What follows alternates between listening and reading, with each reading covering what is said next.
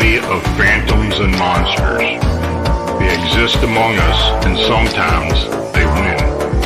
Even the devil was an angel once. The world has its own rules, and these rules are not human. Some of us seek answers to the origin and existence of cryptids and the unexplained. Join us as we venture beyond the known and accepted boundaries. Welcome to our nightmare. I think you're going to like it.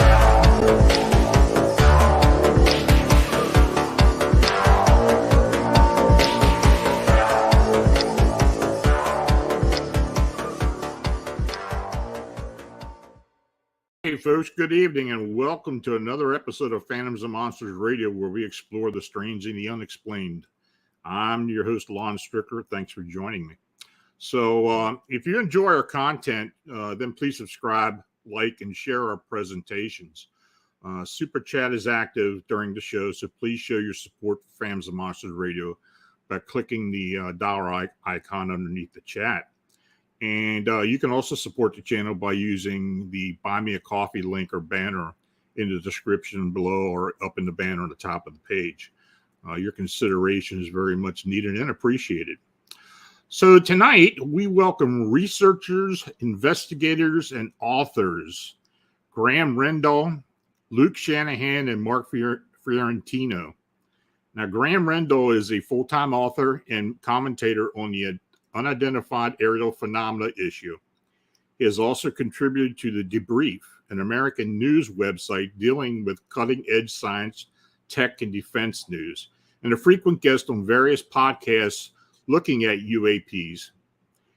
He also writes articles on the subject for UAP Media UK. Graeme has written a critically acclaimed work looking at the Foo Fighters, witnessed during World War II, and the numerous wartime cases that occurred before the term was coined in November 1944. He has been an aviation and World War II history enthusiast from an early age, when he was given model aircraft kits to keep him quiet, which is funny because my dad owned a hobby shop, so I get that. They did the same to me too. So now Luke Shanahan is an experienced ufologist who has been researching the phenomena for 20 years.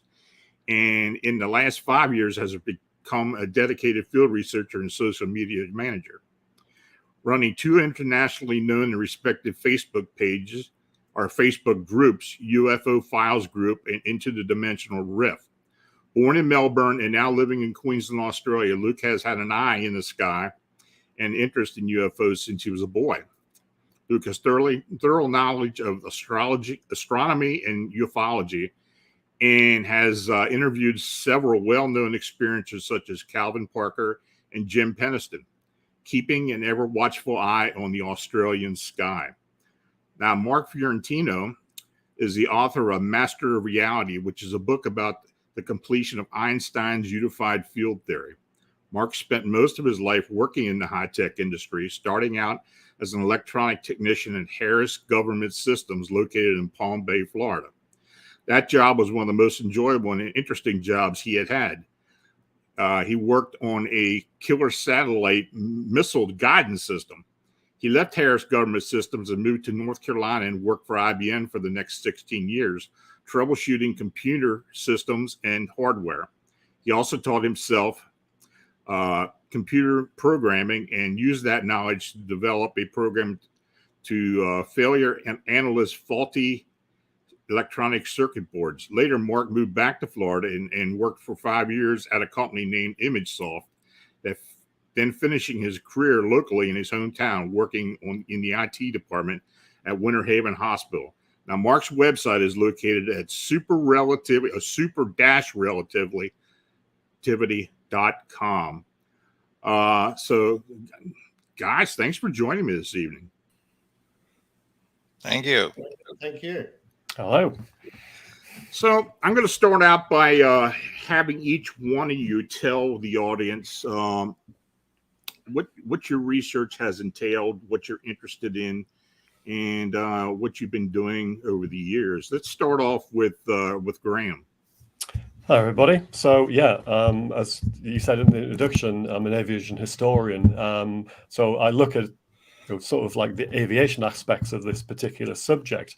I've written 2 books so far in terms of dealing with that. So these are them there.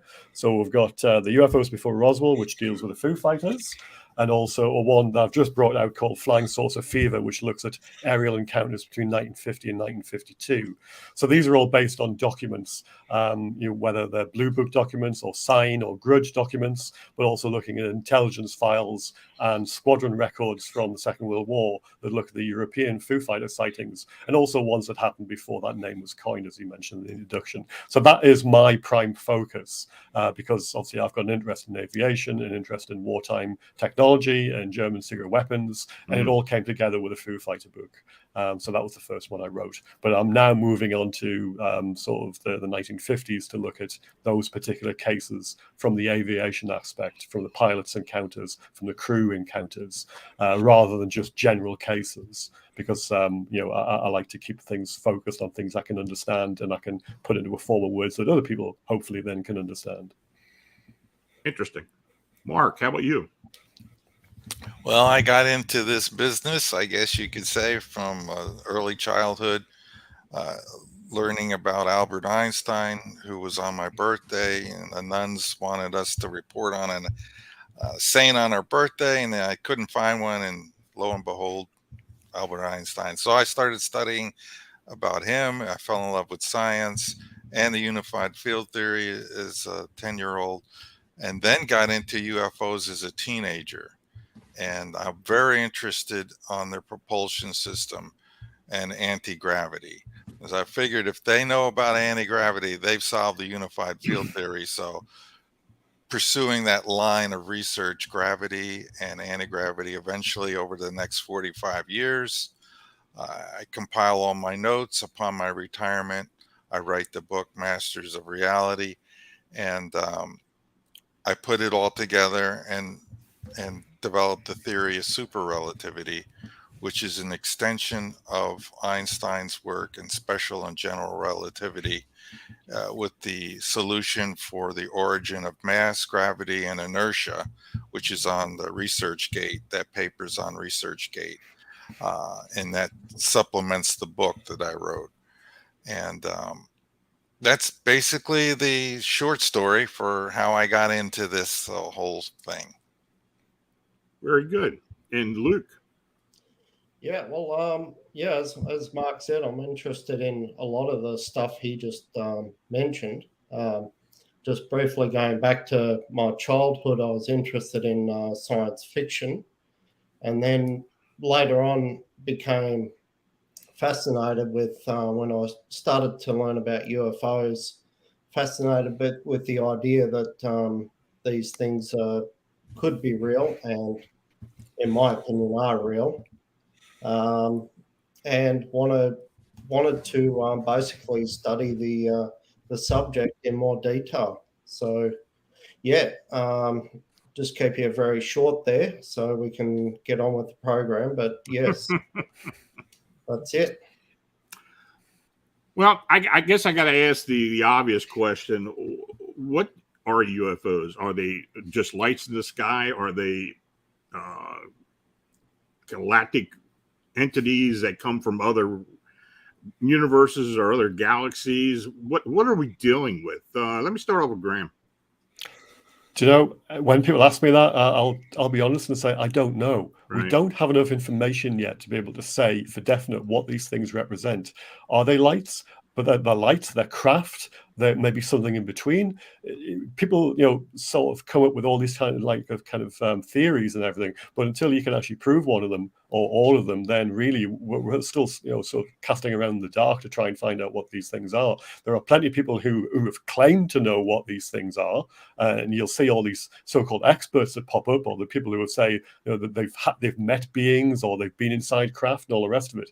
But unfortunately, until we actually have definite proof of this, then these are just stories as far as I'm concerned. With a huge amount of respect to the people who make these claims and come up with these kind of tales, until there's definite proof, then we're still casting around for what is that evidence. What are your thoughts, Mark?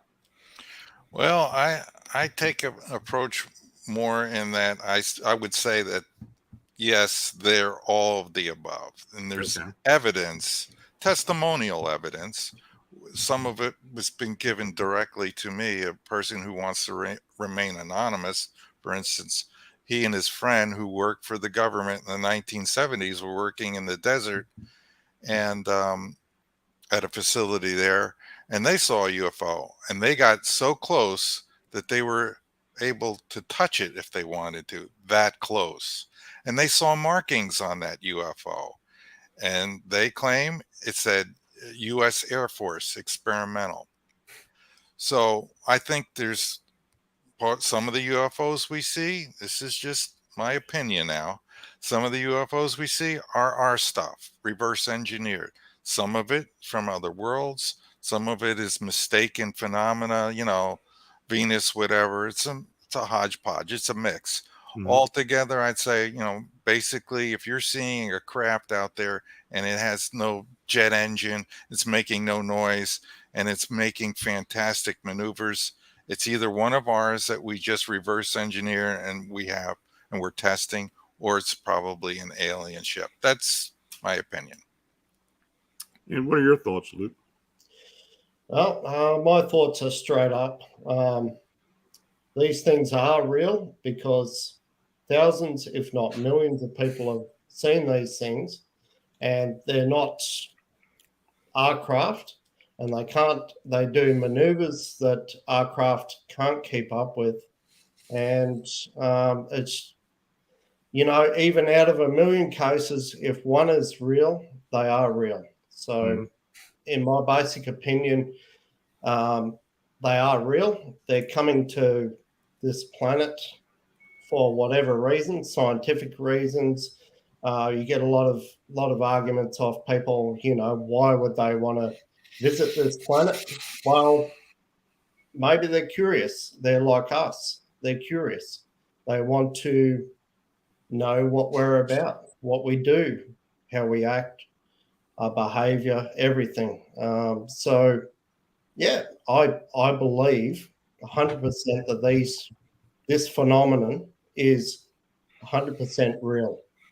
I guess you have beyond the extraterrestrial sort of hypothesis, you also have two other options which have been bandied about in recent years, and you have the kind of ultra-terrestrials, I believe that's the phrase. So Yeah. the more those people who live with us and that we're not really aware of them, but they've been here maybe forever, or the time travelers from the future. They're us from the future coming Right. back to see us. So as Mark said there, it's all of the above. It could be any one of them, or it could be all of them, or it could be one of them.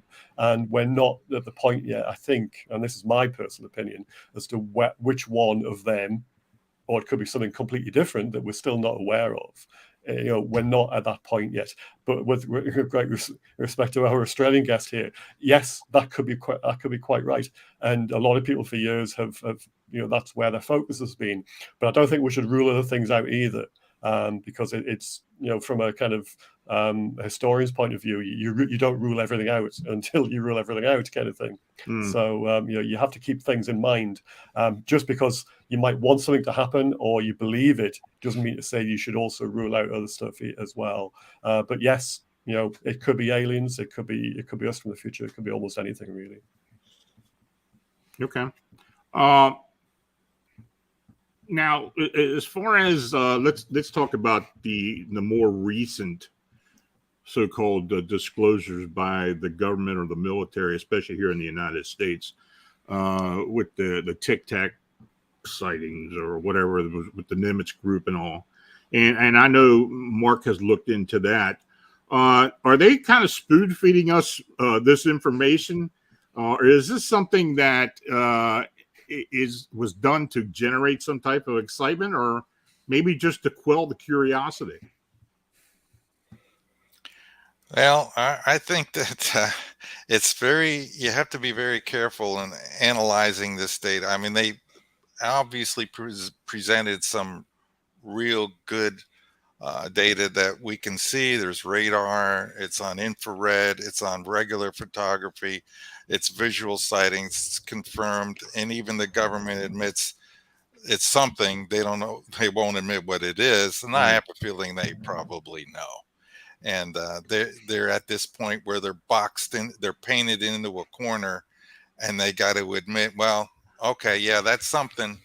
You can't deny all that rock solid data that's coming out of the system, that's leaking out of their system.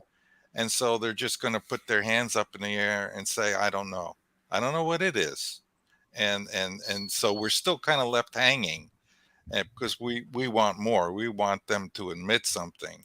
But I'm thinking this is good data, and we have to be careful that, because they also, I know our government, the U.S. government, probably in conjunction with other nations, has a disinformation bureau going on. So we we have to be very careful when they're putting this stuff out, to really examine it, think about it, analyze it, discuss it as we're doing here, to make sure we get it right. We get the best information possible.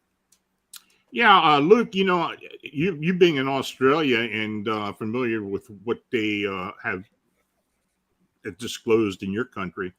And of course, the United States, Great Britain, and Australia have been very tight militarily and government-wise for years. And I'm quite sure they're working on a lot of things together when it involves the UFO question.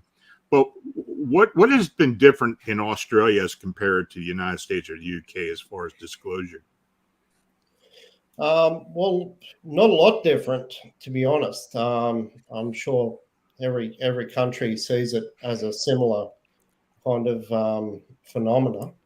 It's just the way certain countries handle it, the governments and whatever.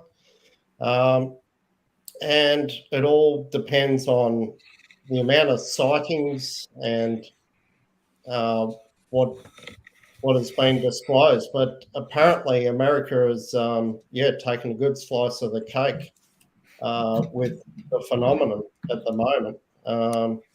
With the Tic Tacs and actual military confirmation that these things are potentially from, if they're not from Russia, they're not from China. Well, the question poses, who are they and who's operating these craft? It's also interesting that, especially here in the United States and in Australia, you've got the indigenous people that's seen, the Aborigines in your country, where there does seem to be connection between other beings from other worlds and other craft. Where does that fit in the equation? Well, you can, yes, Aboriginal. They go back a long time, thousands of years. And even swapping over to America, you got your Hopi tribes that have mentioned the ant people, the underground people, which researchers may not know about, that actually helped the Hopi tribe out with. So these particular entities could have been visiting us for thousands of years, possibly. I won't confirm that, but during my research, it is possible it may have happened. I can't or cannot prove that is correct. Graeme or Mark, you have anything to say about that? If you're asking about the UK stance, I mean, its public stance on UFOs in terms of the Ministry of Defence is that there's nothing of a defence significance for the last 50 years. That was the announcement that was made in a House of Lords debate last July, after the release of the preliminary assessment in America at the end of June. So as far as the UK government are concerned, there's nothing to see here, move along. Right. But obviously we know the reality is different, because there have been case after case, especially in the 1990s, in terms of Calvin in 1990. And there was a couple of other things that happened afterwards that have suggested that there have been certain types of craft, whether or not they're secret US platforms or not, or there's something much more exotic, that are flying in UK airspace, possibly without the UK knowledge of it. So therefore, that is defence significance. But in terms of the 3 videos that you mentioned earlier, they didn't come out willingly. In terms, it wasn't a case of the U.S. government or the U.S. Department of Defense saying, "Oh yeah, we're going to put these out for public consumption." Right. That was Lou Elizondo and Christopher Mellon. That they were behind putting those out. So it was a kind of, let's get this out so people can discuss it. I'm not going to rehash the whole discussion about why they came out for and why they did it and their motivation, but it happened that way. It wasn't an official release by any means in terms of an orchestrated campaign by the Department of Defense to say, yes, we're going to put these out in the public realm. They came out through the back door effectively. Mark, do you think they're compelled to go forward and start releasing more? Well, not unless somebody gets them by the arm and pulls it behind their back and forces it to. They have taken a closed stance to this from the get-go, from 1947 on. And I don't see that changing anytime soon. For myself, I feel like I need to get beyond this discussion of who they are, what they are. I'm going to, at this point, I've seen enough evidence that I am thoroughly convinced that it's a combination of things. There is advanced technology that we reverse engineered. If you take, the Bob Lazar information, the information I have, obviously these craft are flying around. That is not something that, we've made homegrown here without some sort of help. I mean, they're flying around with Mach 20 and they're making right turns at 10,000 miles an hour. There's no aircraft we have that can do that. So let's move beyond that, wonder where they are, wonder where they're here. They've been here for tens of thousands of years. And there's lots of testimony from people who, claim to have been taken aboard. Either they're all lying or some of them are telling the truth. And it's time to just take that information and say, keep an open mind and let's try to figure out how they work. So I've moved beyond, are they here? Are they not here? Who it is? I'm saying, yeah, okay, there's advanced alien technology. We're using it. We've developed it to some point since we've been scooping up all the crashed aircraft all around the world before anybody else can get them, in most cases, taking them back here and reverse engineering them. It's time to try to figure out how they work so we can advance our civilization. I'm taking this thing to the next step, and that's what I want to get on with. I'm interested in what you guys have studied, any kind of information about the capabilities and any type of interference that these aircraft have given to the other people who have watched their cars stalling, radio's not working, humming sounds they hear. All that's information we need to put together and build some sort of idea how they work. And that's my main focus now, and working with gravity and anti-gravity. So this is a question to all of you, and if you got something to say, just chime in. The technological advance that we've gone through, especially in the past 50 plus years, do you think it's because of the UFO phenomena that has been collected? And you talk about reverse engineering, but other aspects that they may have discovered. Do you think there's something there that we have taken advantage of or been given somehow? I'd actually like to hear Graham's response first before we respond. Okay. So in terms of Mark was mentioning effects on, from craft or from objects, my sort of looking at the wartime cases, there are certainly cases of where aircraft were affected by things that were seen by pilots and aircrew. There's one particular case that happened right at the end of the war in Europe, where a huge object went past the front of a Lancaster bomber and all the engines failed. But there are other stories of, the Foo Fighters not being picked up on radar. And that's quite a common theme. These things were not picked up either by airborne radar from the night fighters or by ground radar. So you can look at that as well as to why that's the case. But back then, that wasn't the case when we were allegedly recovering craft of descriptions, unless of course you believe the stories from Italy in the early 1930s.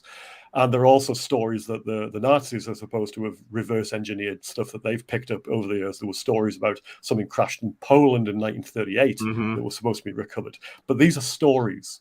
And there are a whole load of, if you look on websites, etc., you'll see stories about the Germans building their own flying discs. Unfortunately, when you look at that in greater detail, you find it boils down to a whole load of people claiming stuff in the early 1950s through newspaper articles, and there's no substance to it whatsoever. So anybody who thinks that the Nazis built flying saucers, you're going to have to do a hell of a lot better than that to come up with information that actually can prove that that ever happened. Now, in terms of did recoveries and things happen afterwards, I'm not entirely sure that reverse engineering has happened. I mean, with a great deal of respect to Mark and what he's found out, that might be the case. But my I suspect that if they have stuff, then it's things they can't understand, and they're still looking at it, and they may not be able to actually reverse engineer it and fly it. It's almost like, my analogy is, give Sir Isaac Newton an iPhone. He'll look at it and you won't even know what the concept of it is, never mind how it works or how you power it up. And then once the battery goes, it's just a hunk of metal and glass. You can't use it. If he opens it up, you won't understand what's inside it because it's way beyond his ken. You can't understand how it works. And then, so if the Americans say got things from the Roswell crash in 1947, if that happened, then it might be stuff that they simply can't understand. And all they do is, with their current understanding, and even with the best people in the world, they look at it and think, don't know what this is. They put it away for a few years and then go back to it when there's more developments in science and understanding and knowledge, etc. And then that just keeps happening every so often. And they might get a little bit more of the puzzle each time, but they're probably still not at the point where they can fly these things. Or if they are, they're much less capable than whatever they've picked up in the first place. I'm not entirely sure that our developments have got to the point where they're replicating things from other worlds. I don't think our understanding is that far advanced. But I do agree that there are stuff flying around there that we have built that does simulate some of the capabilities that have been observed over the years. And as far as the phenomenon goes, yes, it's admitted in documents that it is real, that something is out there, something's happening. You look back to the Project Sign technical report from February 1949, and it says in that there is a real phenomenon here. The Grudge technical report says exactly the same thing. So it's not as if nobody's admitted that there's something happening. It's just a question of what that actually is. Sorry, that's not necessarily palatable. Anybody want to follow up on that? Well, other people have made this claim. There's technology. Let's face it. They're not likely just to be 100 years ahead of us, right, or 1,000. It's probably going to be in the millions. Possibly. And so, yeah, that stuff is going to be really hard to the technology itself because of the advancements of how they develop their hardware. Mm-hmm. Their hardware is going to be so advanced, it's going to look like magic to us. But they're bound by the same laws of physics that we already know about now: magnetism, electrostatic fields, and gravity. So if they're going to make anti-gravity, they're going to have to use one of those three fields or a combination, right, in order to achieve that. They're bound to that because this universe is just not that complicated. So even though we might look at like their power supply and say, how does this work? It's just a slab of plexiglass. And somehow there's no wires coming out of it, but it's feeding all the other circuits. This is according to Bob Lazar and others who have made the same claim. Okay, so that's really confusing. We don't know how the 0-point energy system works, but apparently it does. And so we can take some information. That's why I'm interested in these reports where the engine's cut off and radios go off and there's interference, because that's an indication of electromagnetic interference. This is something we know about. Or magnetic interference with circuitry, which can cause engines to cut off via induction. These things we could reverse engineer and figure out. So basically, as I've researched in my book, I'm very sure that the entry-level anti-gravity technology has to do with high magnetics, and in particular magnetics in motion. And this has an effect on space. And I can get into a lot of technical stuff here, but the bottom line is that's understandable. Now, maybe they've out-sophisticated us with their advanced molecular and atomic technology. Their integrated circuits are so well beyond us, we can't fathom what's going on. But if we put sensors around this stuff, and I'm sure if I thought of it, the government has thought of it, and all the physicists they've hired, that they're going to reverse engineer this by what the things are emitting, how they're emitting, at what frequencies and so forth. And they're eventually going to get to the point, especially if they've had contact. This is one thing that we're not considering here. Well, some of these people or these crashes, they have been claimed that they have survivors, and they've been able to communicate with it. Well, this gives us a big advantage to figuring out exactly how these things work, because they could say, well, it works like this, doing this and that. And so I think it's entirely possible, and I'm really beyond the point where wondering about it or not. I'm pretty confident that we have it. We know about it. We know a lot more than most people realize. And that's why I built my own lab, and I'm building my own equipment to verify the process of making an anti-gravity field. So interesting. Well, regular scientists, they want data. They want evidence that they can comprehend. So, okay, all right, you know what? It's time to stop talking about this stuff and take action. And so that's the next logical step. I says, I know how this all works. I worked it out, and now I got to prove it. So that's the deal there. So, I'm going to just say I'm beyond wondering if they're here or not, and wondering if there's advanced technologies. I'm pretty on board with that. Yeah. And I agree with you. I think there is definitely something here, or has been involved with this. My father was in the Air Force, and he was in the 509th Bomber Wing. Now this was after Roswell. He was stationed in 52, and but he heard a lot of stories from guys who were were there at Roswell. Now my dad never talked much about it. He just decided he would never do it. He was also with Strategic Air Command, and but I used to tag along with him to the reunions, because the 509th we used to have the reunions at Wright-Patterson. So my dad would take me there. And I got to talk to a few of these guys, and they were never very specific. But when you did mention it, you could always see that something happened that they didn't really want to comment on. So I believe personally that something really did happen at Roswell. And of course, I believe there have been other crash retrievals as well. Do you think anything about that, Luke?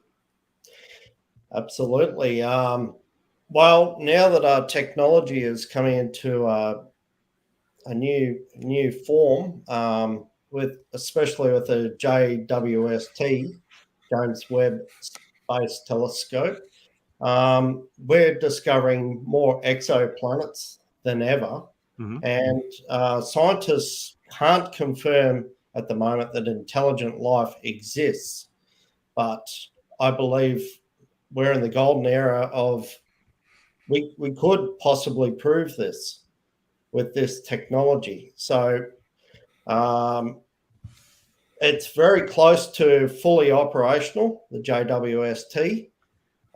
It'll be operational in the next month, and they'll be sending through the first, not the first photos, but more clarified ones, because it'll be fully operational. And I believe that these exoplanets will harbor life. We're actually going to find life for the first time. And I'll roll the dice with this one. I'll back myself up, and I think this will happen, and it will change everything that we believe in. It'll also change that we can only look back with the Hubble about 3.8 billion years in the universe, 13.8 billion years, correction. Yes. Now we'll be able to look even further, perhaps 15, 16 billion years. So what's past that point? The mind boggles. Now, Graeme, you wrote about Foo Fighters, and I'm fascinated with the Foo Fighter phenomena that happened during World War II. After going back and looking at the Korean War and other wars, there's always been some type of UFO phenomena that has been associated with these conflicts. Do you believe that they are somehow monitoring, these conflicts? There's a school of thought that thinks they're attracted to that kind of warfare, or that they've been attracted to the sort of development of atomic technology, atom bombs, etc. Mm-hmm. The possibility is there's so many people flying around. I mean, World War II, you're looking at tens of thousands of people flying around at night, looking out, desperately for other aircraft, because that was their job. And then people on the ground who were looking for aircraft, in a heightened state of alert, and their job was to observe the skies. And if they were in an aircraft, you'd be looking out for night fighters or other aircraft, etc., etc.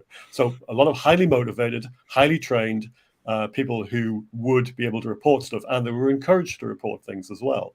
So you've got everything coming together at once to have a perfect storm for people to actually report stuff like this. Anything out of the ordinary would have been suspected to be a new form of enemy secret weapons, whether they were German or Japanese or wherever. So that's when you're going to get these kind of reports.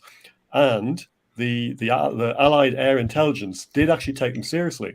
And they did do a lot of kind of analysis of various reports to try and find out what was at the bottom of this. They got nowhere, because there was nothing to actually to prove. It wasn't like they were looking at V1s or V2s where you could get photographs, you could get hardware, crash bits that they could hold in their hands and look at and do the kind of reverse engineering that Mark's been talking about. They could actually put these bits together and see how these things worked. Because these would ended up just being stories. There were no real photographs. There are stories about photographs being taken at the time, but those photographs have never appeared. And the ones that you see in the media at the moment, who knows what the hell they are? They could just be defects on the film. The Japanese pictures, the Japanese had a shortage of certain materials for the developing process, and that's why their pictures are a certain fashion. So therefore, it was a case of these things could just be defects on the film for all people know, and there's no context to these pictures either. So the one where you see the two aircraft with that little blob in the middle, who knows what the hell that is? But the phenomenon itself is real, because you see it reported in squadron records, you see it reported in air intelligence records, in operational research bomber command records where they did the operational analysis. And the Germans are supposed to have come across the same things before. However, there's a problem, because those reports are few and far between. There's lots of anecdotal evidence about, the Germans saw them too, and here's a whole load of stuff about them. But when you delve into it, you can't find them, because they're just seemingly don't exist. Right. But there are stories about them. I did find some reports for the book, but there aren't many. But yes, there are tons of American reports and RAF reports. The RAF reports are much earlier in the war as well than the American ones. The American reports are only for a certain area in parts of Europe and Italy, but the RAF reports are all over Europe, including the Balkans, North Africa, you name it, sort of thing. So it's a very wide-ranging phenomenon, and it's not just lights. You're talking about structured craft as well, some 200 to 300 foot long torpedo-shaped objects, which appear to be airships, but why would there be airships in a war zone? They're too vulnerable, and a lot of other things that happen in the daytime as well. It wasn't just a nighttime phenomenon. So yes, there was a lot going on. It doesn't make any sense whatsoever when you look at the kind of German secret technology that they were developing. You can't match it. From a historian's point of view, and what people know about the war and what people have investigated and the records, they don't match. And I know people in your chat have been mentioning about German flying saucers and about the bell, which is supposed to have happened. Mm-hmm. Unfortunately, that's shaky, because although the Polish guy who has investigated this, Witowski, has come up with all this information, it's necessarily just based on one person's kind of being interviewed by Polish military intelligence after the war. And he was allegedly sent to Norway anyway because he fell out of favor. He was an SS police leader. So it's on shaky ground, and there's not that much, sort of documentary evidence to actually suggest that anything like that was ever built there. But these are great stories, and all the stories about Nazi, flying saucers and Antarctica bases and all the rest of it are wonderful stories. But when you try and dig down into it and try to get some actual evidence and proof, you just don't find it. So, what can you say? Yeah, I agree with you. I had someone who wanted me to write a book about the Nazis as far as UFO technology and other technology, and I just told him, I said, well, there's not really that much out there. It's all conjecture for the most part. And and this is another question I've got for all of you. Whoever wants to answer it, there does seem to be some evidence that these craft seem to be attracted to nuclear sites or nuclear storage facilities. You think there is a reason behind that? Yeah, I do. Yeah. Yeah. Here's the worst case scenario. Assuming we're going to imagine that there really are aliens, mm-hmm. ETs, and they're observing us in our warlike activities to see what capabilities we have. Right. Are we a threat to them? Now with the atom bomb, now that's a pretty serious weapon, but it's not a problem for them unless we have the technology that can get us off this planet. Mm-hmm.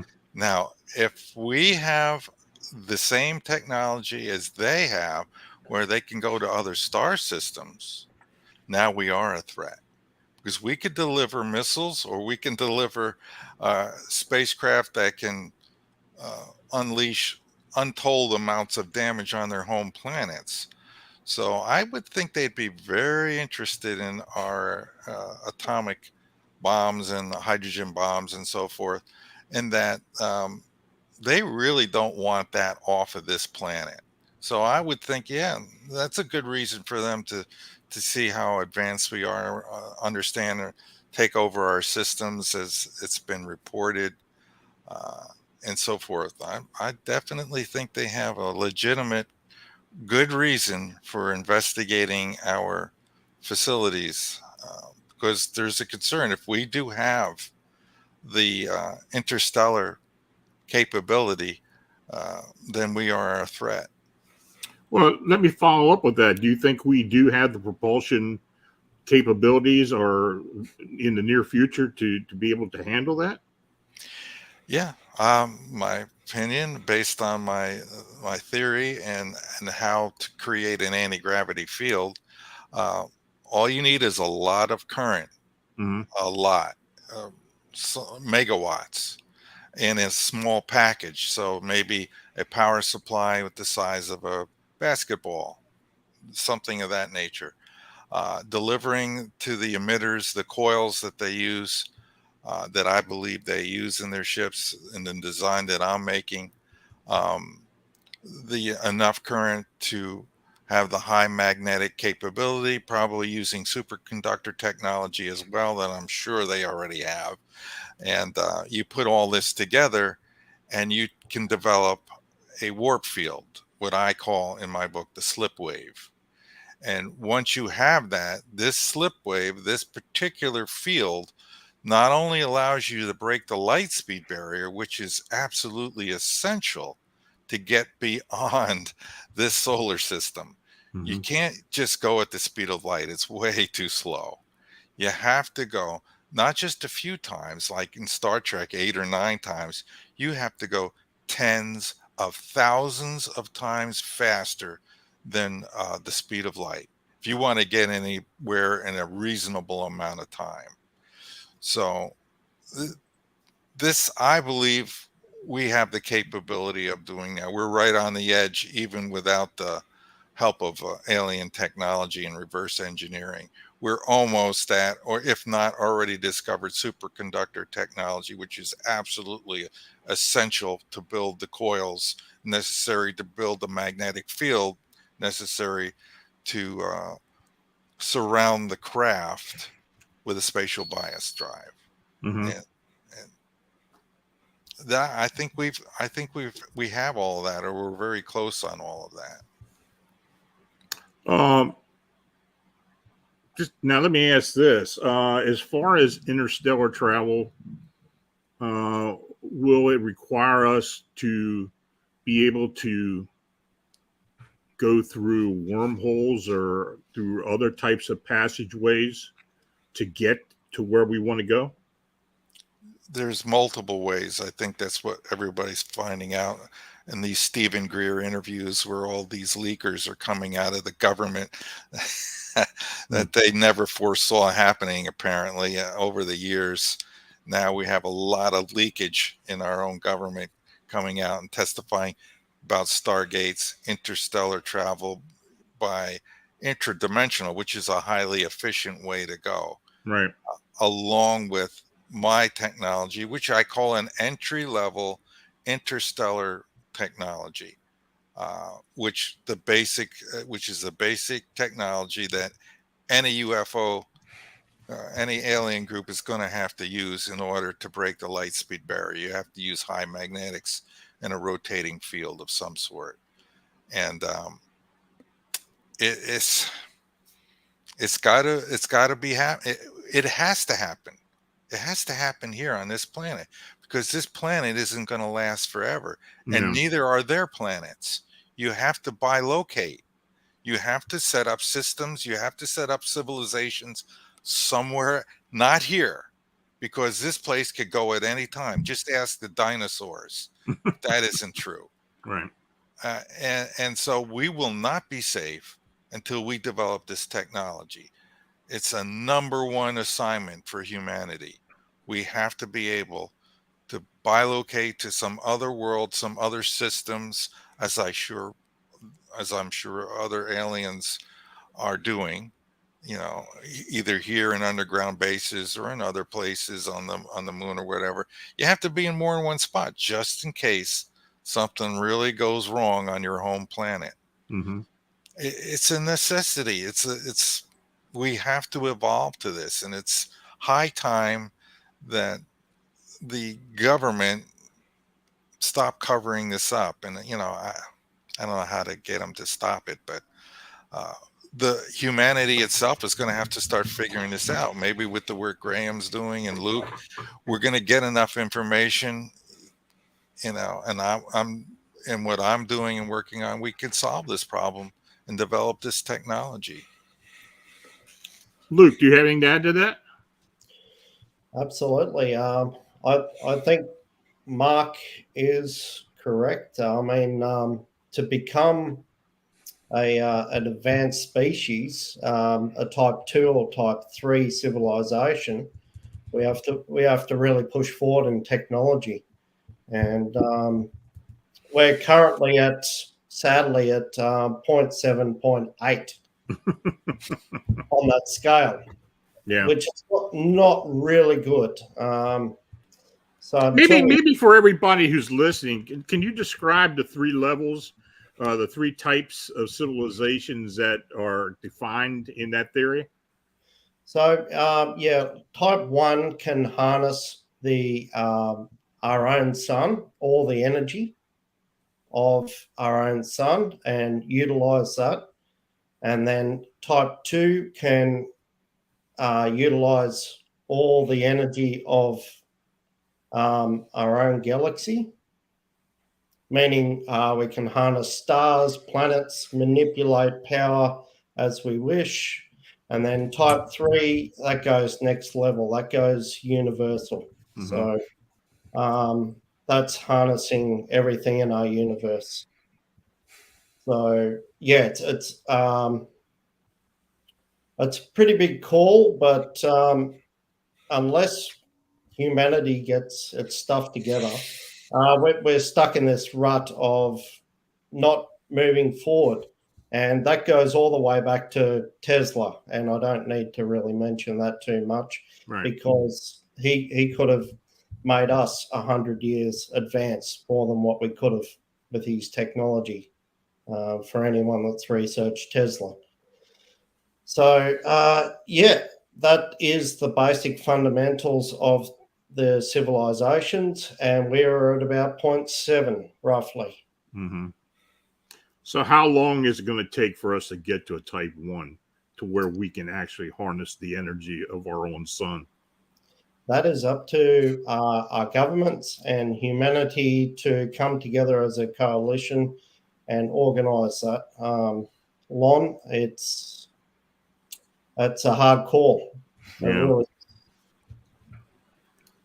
Yeah, I mean, we can sit here and talk about what needs to be done, but geopolitically, just for one level, how realistic is that? I mean, even in the near future, to Not very. anybody. You're going to have countries vying with each other, or regimes, or groups of countries vying with each other to be the top dog, the ones who exploit this technology. You can imagine if Russia, at the moment, the way they are, if they got their hands on something like this, or managed to develop something like this, how would they use it? They possibly wouldn't use it for good. They might use it to dominate the world. Would America do the same? That's a question that you can ask as well. So, I think we would. We're too disparate. We're too much of a warring factions. We don't get along as a species. Mm-hmm. We always find some way to have division between each other, whether it's on social or religious or economic or political grounds. We haven't solved that particular question yet. So until that's solved, then unfortunately we're not going to make the progress that people desire to get ahead. Just going back to the previous question, if you don't mind, the things about the atom bomb and the kind of connections between UFOs and nukes. It might just be a yardstick of technology. It might not be as dramatic as Mark was saying about the threat that it poses. That could be literally a kind of, right, we're going to sit up and take notes of you now. You're not just monkeys, banging or rocks together. You've actually come to a point where your technology has got the point where you can split an atom. So, and even the Foo Fighters were before 1945 and the dropping of the atomic bombs. Fusion was invented in 1938? And the Manhattan Project started kicking off in earnest in 1942. So the Foo Fighters could have been a manifestation of interest in what was going on on the planet in terms of that. There were certainly sightings over the Hanford facility in 1945. They sent fighters up after an object that was seen over the plant. And then you've got sightings over Oak Ridge, Tennessee, and Hanford in the late 40s and early 50s. Mm-hmm. So there's plenty of evidence, even much earlier than the Malmstrom things in 1970, to suggest that there was a link and certainly an interest in what was happening. Do you think after World War II that the human race was put on a priority list somehow? Basically, that we were given technology or shown the way to advance ourselves? Going back from what I just said before about the fact that we're still trying to kill each other, I don't think we're at that position yet. I think that they're keeping tabs on us. It's like a lab experiment. We're watching a whole load of soldier ants fighting with each other, kind of thing. It's a nice experiment, but I think we're not in the position yet where they would trust us with anything, because if you give us something like that, radical technology, and chances are we'd use it against each other. We wouldn't actually use it for good. Yeah, Mark. I just have a question for Graeme. Do you believe in the possibility of some sort of cabal? I don't discount it. I can't prove it exists, but yeah, sure, it's a concept I've heard of. Some kind of galactic confederation, or you mean something inside? You mean something more internal about people orchestrating things before here? Yes, I've heard those stories. I don't know whether to believe them. I can Well, imagine how it buys into it- it. it kind of buys into it. It kind of feeds into what you're saying, because their number one thing is to keep this technology out of the hands of the masses. Well, yes, if you buy into conspiracy theories, I'm sure that's a great Yeah. thing for people to but it doesn't even need to get that far. We're simply a species that just likes to kill each other. Yeah. When it Yeah. comes down to it, we'll find, Slaughtering. if there isn't a reason already, we will find one. So that's what happens. And it doesn't have to be between nations. It can be just your neighbor. It can be a person down the street you don't like because you might want what they have. That's enough in America for people to kill each other, isn't it? So therefore, it's the same the world over. So therefore, we're not in a position yet. You don't even need to get to the kind of level of deep conspiracies and the deep state and all the rest of it. We're just that kind of species that just like to hurt each other, to kill each other, to have advantage over each other, I'm afraid. Until we get past that, all the kind of things that we dream and we aspire to simply aren't going to happen. Well, there is a counter movement it goes beyond this discussion, really, with NDEs and that sort of a spiritual realm that's fighting to fix the problem you're just talking about, where the solution to all of this is very simple. And it's one thing: learn to love one another. If we succeed in that, if we practice that, we live that, all the problems you just said go away. Every one of them gets solved because we stop this abusing each other across the world, this hatred, this anger, and then we could advance. So a spiritual advancement would be one of the greatest things to help us to advance technologically. Because we'd stop fighting each other. A spiritual advantage, a spiritual way of looking at it is religion, because they hold themselves up as spiritualism. However, religions tend to end up warring with each other as well because they have different ways of looking at the same thing. Because so mankind gets in the mess and misinterprets it. The greatest problem in religion is the misinterpretation of those religions. Because everybody has their own take on what somebody has said years ago. A religion has a lot to answer for, unfortunately. But it's fixable if they fall back to the primary principle: love one another. That's the one commandment from God. I don't know if you believe in God or not, but I just thought I'd introduce that in there as well. I'm a intelligent design theorist, so the creator is ultimately behind all of this, is what I believe. So I'm not only looking at moving the world along technologically, but we have to move along spiritually as well, so we can solve the kind of problems that you're bringing up. I mean, they're real, they're valid. You're right.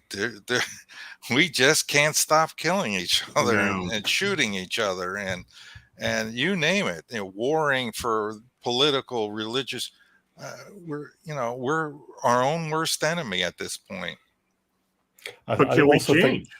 Can we ever change? I was always a very strict evolutionist, but as time is going on, as I've looked into more and more phenomena, I believe there is a intelligent design thing. I mean, where there has been intervention at some point in the distant past. I mean, even now they may be actually intervening and changing or trying to change things. Thoughts on that? I think we can change. It's possible. Sure. That's all about the life experience, learning from your mistakes and moving forward. Hopefully, if you can wake up enough to do that, to start self-evaluating and thinking about what you can do to improve things, improve your life, improve other people's lives. The problem is we're in these avatars, these what we call humans, and it affects our thinking, and so we have all this materialistic things going on in our heads that kind of mess things up. But it's part of the process. We just have to learn to rise above that. It's a tough assignment, but here we are. Right. I think we lost Luke, but hopefully he can get back going. I don't know. I just feel that myself, that maybe we are been giving some opportunities and really haven't taken advantage of it. I think we've been shown things in the past and just ignored them. I think you can say that for a lot of things, a lot Yeah. of technological advancements that could have happened, but for whatever reason, socio or political or monetary reasons, just simply haven't happened.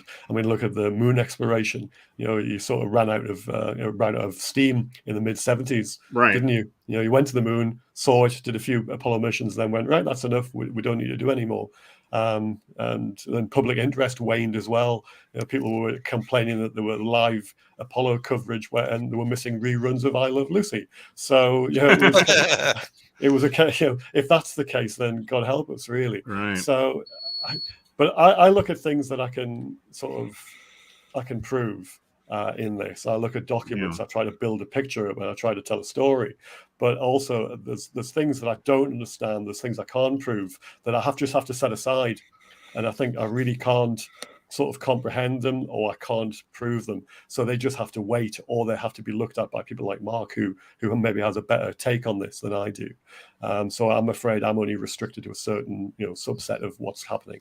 And I keep my focus quite narrow, because then at least I can contain what's going on and I can devote more time to it. Whereas there's just so much going on here. There's so many facets to it that it's just not enough to keep on top of, unfortunately. Well, I can see you're taking a very scientific approach to the problem, very disciplined, and I have great appreciation for that. But you brought up the Apollo project and how they just sort of stopped.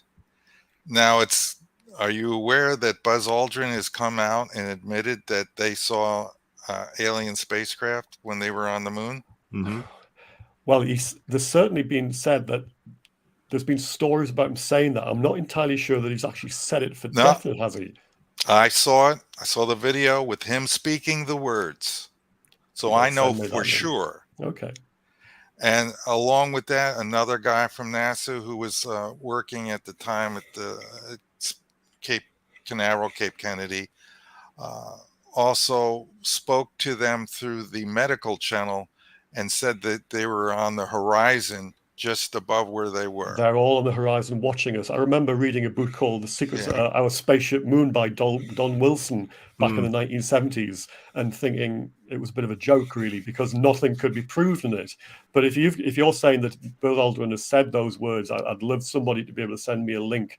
My Twitter address is there. Please, somebody DM me and send me the link to it so I can see it for myself. I'll send you the link because that should be huge. That's what I said. Why isn't that on every news channel across the world? If he said that, and if people are going to take it seriously, the second man on the moon saying that, why is that not everywhere? I think he was talking to Stephen Greer. I'm not sure, but I just saw it the other day, and I'm saying, now that's because my wife thinks more like you. And she's, I don't believe it until there's rock solid proof and evidence. And then I said, well, take a look at this. Well, him saying it would be evidence, and like at least for a start to go and. I mean, that's high credibility. Well, exactly. Yeah. But as far as I was aware, until you said that, I'm not entirely aware he's actually said it. For real. So there's certainly been allusions to the fact that they've said things like that. Yeah. Make sure I get your email or something, and I'll send you the link. I say I'm actually on Twitter, so I'm on there. There's @Border750. I never use Twitter. I have an account, but do any of you believe that the mainstream media, in particularly here in the United States, now I know you've got the tabloids in the UK, and I don't know what they have in Australia, but do you think they've been held back from reporting some of this information? Who are you asking in general? Anyone, any of you? Yeah, I would say absolutely. The media gets drip fed what they are needed to believe, and what may be the truth, maybe a smokescreen beyond that. But yes, to answer your question, yes. Okay. And why do you think that is? I think it is because we're still not quite ready to handle the truth as a publicity. Maybe some are, maybe some aren't. But yeah, you just go on social media, and I run two big groups, and you'll just get ripped apart if you ask questions like that. They'll rip you apart. So, Is that right? yep, absolutely. Hmm. So you've got to be very careful in how you approach things and what you say on social media, because you get heaps of trolls, and you get people that actually research and do their work. They'll send you a link through with all the descriptions. Now, that's what I expect, but you get people with their opinions, and they'll just go blah blah blah. I'll say something that someone else has said, and yeah, it's kind of a bit cliche and boring that they can't research for themselves. Hmm. As far as the UK goes in terms of the media, there's the suspicion that the D notice, which is a kind of it's almost like a voluntary gag order on the media to report things, was actually put in place for the Calvin object that was seen in 1990. But in terms of the rest of the media, yes, you get a lot of clickbait kind of stories from the tabloids. Yeah. But in terms of the broadsheets, the more serious newspapers, there's just apathy, really. They don't want to know. I mean, in terms of UAP Media UK, a group that I'm part of in the UK, we try to get journalists involved in sensible reporting for ufology. But the likes of the Guardian and the Times, etc., the more heavyweight newspapers in the UK, they simply won't touch the stories because they're just not interested. You can't get the journalists engaged. They just won't look at it. Well, I'd like to start into and Vince just put up there about the Phoenix Lights. Maybe we can talk about some incidents. What are your thoughts on that incident or supposed incident? Now, of course, there's been photographic evidence, if you can call it that, of a possible craft. What do you think about those? Let me start with Mark on that. Well, if it's the real deal, it's very impressive. The ship was huge. Unfortunately, you couldn't really make out the outline. You just had the lights going on and off. And they looked like they weren't moving relative to each other. They were just locked in place. So that suggests a solid object. The size of it, well, that's impressive. And I've often wondered about that particular sighting. Is this like a pre-introduction? Maybe they're in stages, visiting and allowing us to see a little more and a little more. But it would have really been impressive if it was in the daytime.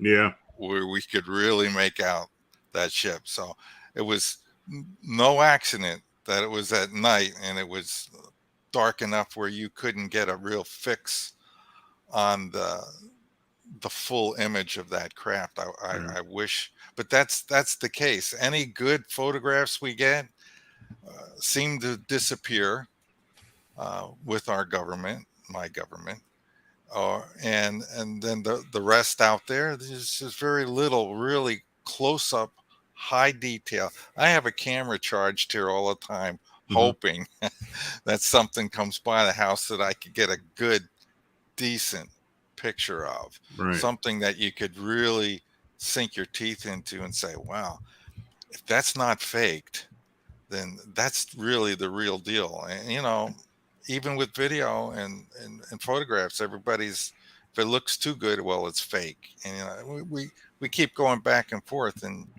it's going to be hard to get that convincing data. Yeah, I agree, Mark. Yeah, if we had some IR shots on that actual the Phoenix Lights. Oh yeah, There it That is. would have been fantastic because that would have shown maybe the whole craft Yeah. in its whole, other than raw video footage from the 90s. So, yeah. I agree. There was something there, and it's something that seems to defy maybe our understanding in terms of our ability to be able to realize something like that ourselves. The best person you want to talk to is probably David Mahler. He's a respected researcher on triangular-shaped UFOs, but also he's come up with cases of football field-sized objects in this kind of configuration, and ones which, despite the fact that they've got a point on them like a triangle, they don't fly that way. They fly with a blunt side forward, which is, to our mind, is quite strange. But Mark's going to come and jump in here, actually. I wasn't going to say about that anything because I thought it was odd because I was out one night in my backyard and I'm always looking up. When you're in this business, you're always looking at the stars to see what you can see. And I saw a triangular shape going across the sky and I got excited. I'm yelling at my wife. She's inside on the computer and I'm screaming, "Come out, you got to see this. Come out, you got to see this." And the ship, it wasn't going like you would expect with the point, the main front point going. It was going sideways. Is that what you're saying, this one? Well, not necessarily the one that was seen there, but certainly other reports where the kind of blunt end is going forward. So from our aerodynamic kind of sensibilities, you'd expect the point would be the bit that goes first, but it was actually the other way around. So, there's some strange contradictions, in other words, in terms of the testimony. But, yes, I agree there was something there. As to what it was, again, that's just one of those things you can't really work out. It's interesting because here in Pennsylvania, we got a lot of these triangular or corsair-shaped sightings, a lot of them. And in fact, I did give Vincent a photograph that was taken along the Chestnut Ridge not too long ago, like a corsair-like craft that was taken during the day. And I don't know if he can bring that up or not, but it was that real long image, Vincent. But that seems to be something that a lot of people are reporting here. Now, I don't know what they're doing other places, but it does seem to be happening here in this part of the country. Happening all around the world. Yeah, well, no doubt. I mean, like the Belgian triangle, that was an amazing photograph. Oh, that's not it, but the Belgian photograph. There's also extra evidence in that photograph, which I think was in the 1980s, somewhere in there. They were still using regular film at that time. Right. The high-tech cameras hadn't come out yet, and that film was analyzed by a physicist, and he looked very closely at that photograph or the emulsion on the negative, and he found something very unusual there. This is the evidence I'm always looking for. He said the emulsion itself was magnetized. So he was close enough for the magnetic field that was coming off of that ship to magnetize the emulsion in the photographic image. Yeah, that's the one right there. That was taken about a month ago above the Chestnut Ridges, which is in western Pennsylvania. And from what I understand, this thing was moving. Now, I don't know if it looks like there's a point area there or something, but it seems to be something like a corsair or maybe a triangular shaped object. But it was moving slowly. I know that. But that's similar to what we get around here. Black triangles aren't a new phenomenon either. There was a case of the Spitfire pilot over Northumberland, the county I live in England, in January 1944, coming across 4 of them at 22,000 feet in the daytime. Well, look at that and blow that up again, Graeme, Luke. What do you think about these? I'm pointing with I know you can't see my pointer, but around the edge of it, there seems to be something going on with the light. Yeah. As if there's some sort of field there. Magnetic field, correct? That's what I believe it Yeah, the is. guy who took the photograph did mention that. Of course, he made note of it there on the photograph. But Yeah. he did note that when he was actually looking at it, there did look like there was some type of field around it. And well, that makes sense. And that kind of evidence is, really excites me because a magnetic field, this is known since Michael Faraday, will polarize light. So in that case, you're going to get some lights and darks as the polarization of the light Right. around the magnetic field that's coming off of this thing. So there's more evidence there, if you can properly interpret it, that suggests that these things are not being powered by jet engines or any other kind of system that we normally associate with aircraft in this world. Well, I'll send a link to you then later on if you want. Can I just bring up something briefly between us, and that is the Randallstrom Incident. As Graeme will probably be very aware of, being a countryman. Yes, 1980 was the incident, and it was with Jim Pedersen and Jim Burrows, and it was a three-day incident between the UFO incident between military and UFOs. So anyone that says it's one day incident is incorrect. It's 3 days. So tell me how these guys are trained military experts and don't know the difference between a lighthouse and a UFO. That's what I want to know, because that is what is written in the skeptics' reports. When it was a 3-day incident of a UFO landing, they confirmed that it wasn't a UFO because Sergeant Jim Pedersen actually walked up and touched this particular UFO. Mm-hmm. And during the time that they touched this UFO, they had a time distortion. They went into a time bubble. And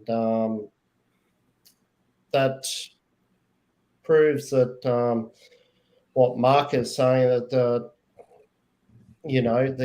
the time translates differently when you manipulate magnetic fields,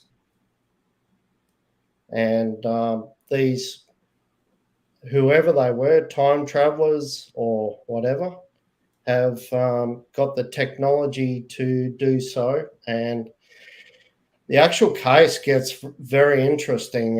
When Jim actually touched the craft, he got an encoded message in his head. Now, this is going beyond what a lot of people would go, yeah, that's just nuts, but that's what happened. And then I spoke to the author of Jim's book, Gary Osborne, who translated the binary code that got downloaded into Jim's head, who he wrote down on a diary. And he decoded them as major points on Earth, like the Giza and so forth. Pyramids of Giza. So, it's fascinating, the whole subject. Luke mentions about trained military observers, like, how can they mistake mundane objects for UFOs? I mean, those kind of things have happened in the late 1940s and in the early 1950s. The kind of things I was researching for the second book I wrote, Flying Saucer Fever. There's plenty of stories where pilots have seen things they simply don't understand, and yet their testimony, when it comes down to the actual intelligence reporting and onto Blue Book, etc., it bears no relation to what they actually said in terms of what they said. Oh, this is what our evaluation, or it's a weather balloon, or it's another aircraft, or it's some kind of weather phenomenon like the Northern Lights. And you've got experienced aircraft flying over, crews flying over the North Atlantic, and they're seeing things they don't understand, they're reporting them in detail, and yet, oh, it's just the Northern Lights, or it's just a weather. You've had a dogfight with a weather balloon, in the George Gorman case from October 1948. So there's a whole load of things happening from back then. Yeah, that's the notebook that James Penniston that Luke was mentioning.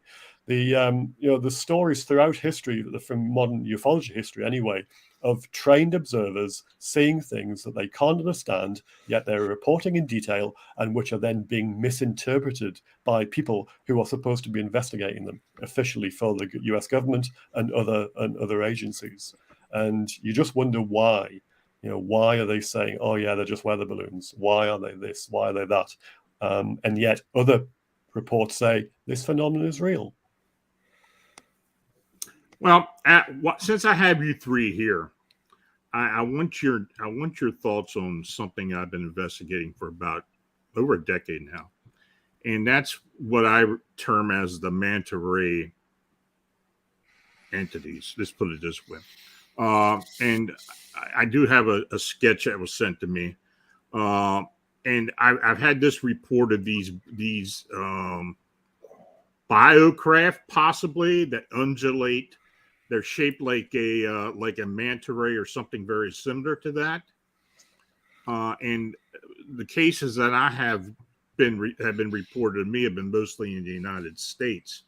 It used to be several that were in the Ohio River Valley, but I've gotten them all over the country since then.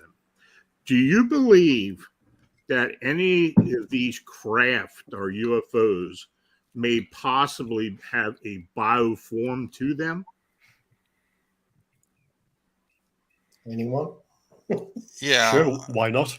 Yeah, I've heard that, but mainly through abductee type people and, really? And mediums. I investigate every avenue, so just to see what's going on out there. And yeah, they've mentioned that some of these, you're talking millions of years more advanced, Right? And not just technically, but psychically, because their crafts are guided by their thoughts. So you have to be very well disciplined if you're going to steer a craft at light speeds with your mind. But yeah, I've heard of them. I don't know, if they're real or not. I haven't seen anything like that, but Right. I believe in the possibility. Yeah, sure, there's no reason why that couldn't be. Well, and also I had an associate that lived in southern Wales, in Carmarthenshire, and they had taken several photographs, and there's basically like a flyway there that runs from Wales down south across into Cornwall, down across the channel into Spain. But there seemed to be like a flyway there, and there have been a lot of photographs that they have sent to me that seem to be like blobs, basically high up in the air, very colorful, but they do morph as they're flying. What are your thoughts on those? There are stories of things happening in South Wales. It's certainly a bit of a hotspot, and there was a school landing in Broadhaven back in the 1970s. Mm-hmm. So it is certainly an area where there's been lots of activity. These kind of lights have been reported. There's one particular case out of South Wales which has got a lot of controversy behind it, which I'm not going to get into for various reasons, but there have been other things seen as well. And there's certainly one particular chap who I know who has photographed a lot of things like this. Mm-hmm. So there's clearly something going on, but in terms of one particular case that's developed a bit of notoriety over the last few years, I don't think that one has much merit to it. But these other things, definitely there's something going on, and I'm not entirely sure we can understand what it is because we don't know enough about it. And seeing some kind of pictures like this, they're great to see, but I'm not entirely sure how much information they give us. I'm not qualified as a photo interpretation expert anyway, so I couldn't tell you what's happening. Well, these are some of the photographs that were taken in South Wales. And, I was just curious, since I had you three here, what your thoughts were on that. So, it really intrigued me. I mean, these were taken like about 9 or 10 years ago. But, as we watched them, because they were videotaped, they did change in shape. And it was pretty obvious they were changing in shape. So I wanted your thoughts on if they may have been some type of bioform or some type of living organism that's high up in the sky. Did they ever at any point develop a solid structure from being just a glowing orb to something? Not that we noticed, not that I noticed. And I was looking for that, but no. Well, there could be a lot of explanations for that. Yeah. Anything I would say would just be speculation. My only idea with those kind of things is that might be something intradimensional, but it could also be ball lightning. It could be who knows what. There's precedent for these. There was a case from the 1950s of an airliner crew off Newfoundland had seen something that changed shape during the course of the encounter. So, it's not as if it's something new, but yeah, as Mark says, anything we would say about this is only speculation, really. Okay. Well, I'd like to have each one of you tell the audience. Oh, now that one was actually taken above Lancaster, Pennsylvania. That was taken by my associate, Butch Witkowski. I'd like for each one of you to individually tell the folks what you've been working on, how they can contact you, where they can find your books, and anything you've got coming up in the future. Let's start out with Graeme. Okay, so I've written 2 books on the UFO subject. The first is UFOs Before Roswell. It's about the Foo Fighters of World War II. And I came out with another book earlier this year called Flying Saucer Fever, which is about aerial encounters between 1950 and 52. I've also worked just on about to release one for 46 to 49 encounters. My books are available via Amazon. So if you do a search for my name, Graeme Rendall, you'll find them. If you're on Twitter, you can find me at Border750. That's the easiest way to contact me. I accept DMs, so it's no problem. And yes, I work on using historical documents to build up a picture about old cases. So I'm trying to inform the public more about what happened years ago, and also drawing parallels from what happened then to what's happening now as well. So that's my prime focus. Luke? Yeah, I work on educated people such as Graeme and other people to do my research. So to keep it short, my groups are Interdimensional Rift and UFO Files groups, which are highly successful. We're up to about 30,000 members. So you can contact me on either of the groups, including Graeme and Mark, already members, hopefully. Yes. So, yep. That's about it. We'll keep it short. And Mark? I signed up, Luke. I will sign up. I wrote the book Master of Reality. Here it is, right here.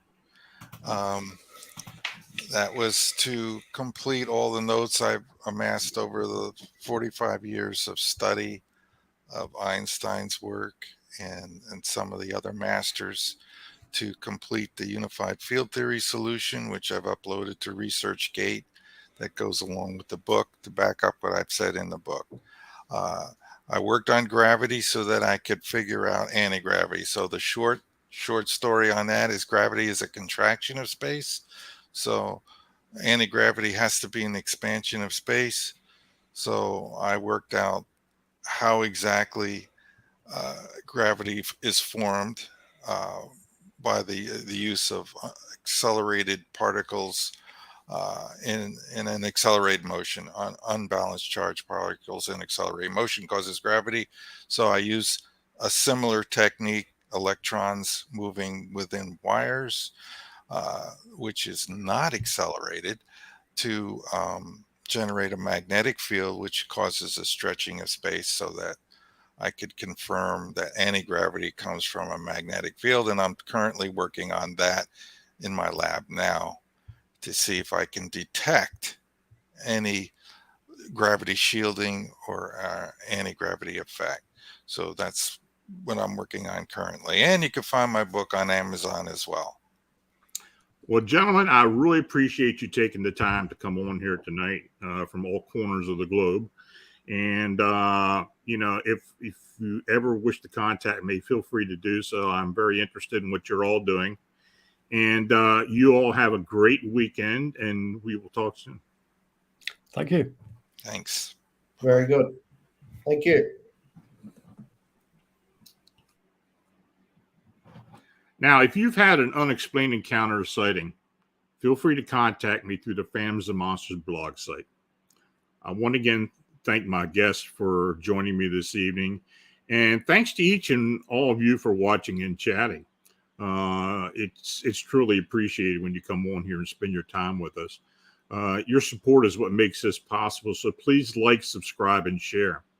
Now, if you have a sighting or encounter report that you would like to be considered for the personal report show and or posted at Phantoms and Monsters, please feel free to forward to my email at lonstrickler@phantomsandmonsters.com. Now, next week, or this Friday, my friend and colleague, next Friday, my friend and colleague, Jeanette Lucas, will join me. Now, Jeanette is a forensic psychic who uses her gifts to find missing persons and assist police in solving cases. She is also involved in treasure hunting and other pursuits where she uses her abilities. So make sure to join us next Friday. I think you'll find it very interesting. So until next week, stay healthy and have a safe and enjoyable weekend. Good night.